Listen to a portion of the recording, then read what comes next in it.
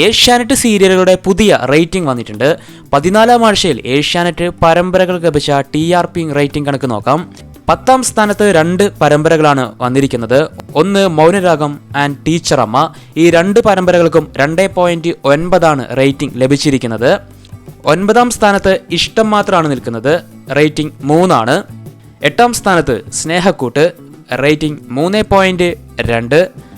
7ാം സ്ഥാനത്ത് advocate Anjali, rating 5.8. 6ാം സ്ഥാനത്ത് സാന്ത്വനം 2, rating 6. 5ാം സ്ഥാനത്ത് ഈ പുഴയും കടന്ന്, റേറ്റിംഗ് 9.4. 4ാം സ്ഥാനത്ത് പവിത്രമാണ്, റേറ്റിംഗ് 12. 3ാം സ്ഥാനത്ത് മഴത്തോരു മുൻപേ, റേറ്റിംഗ് 12.2. 2ാം സ്ഥാനത്ത് പത്തരമാറ്റാണ്, റേറ്റിംഗ് 13.1 പത്തരമാറ്റിന് ലഭിച്ചിരിക്കുന്നത്.